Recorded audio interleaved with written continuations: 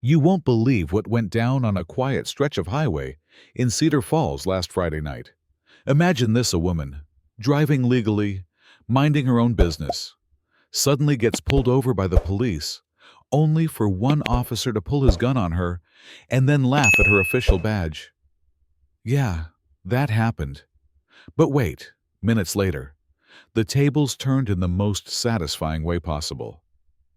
Let me back up a sec. Meet Dana Reynolds. She's not just anyone. Dana's the newly appointed director of a top federal agency, the first black woman to ever hold that position. Tough as nails, cool under pressure. She's spent years navigating rooms full of threats far scarier than any traffic stop. But nothing had prepared her for this. It was about 10 p.m., and Dana was driving home after a classified meeting. The highway was quiet, the night thick and heavy.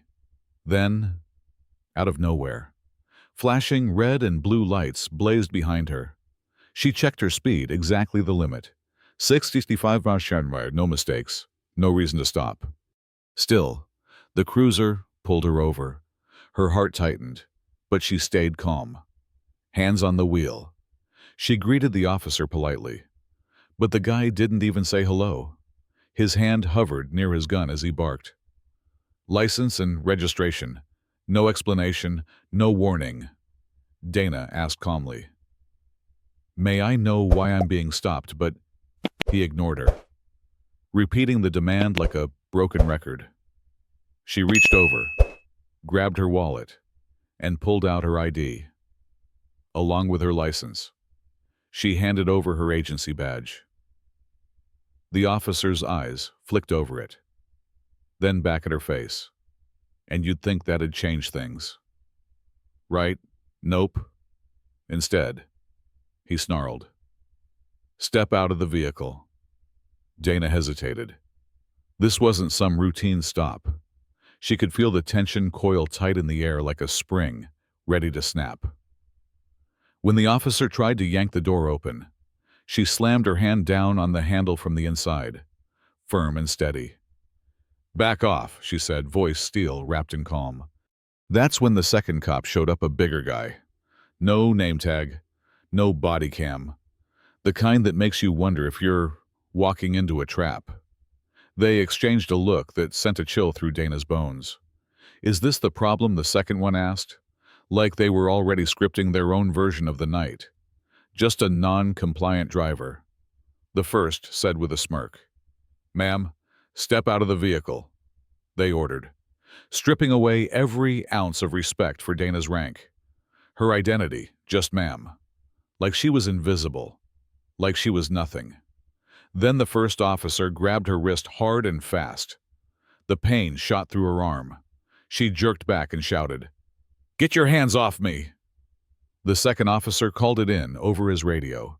Non-compliant suspect. Already framing her as a criminal before the story even began. Then cold metal. The officer pulled his gun, aimed it inches from Dana's face. The silence was thick, suffocating, like time itself held its breath. But then something shifted. From the shadows, a man stepped forward, phone raised, recording every second. The glow of his screen lit his determined face. And suddenly, the officers hesitated. Backup rolled in, not for them, but for Dana. Faces changed. Names were recognized. The first officer's gun lowered. His hands were cuffed in the gravel right there.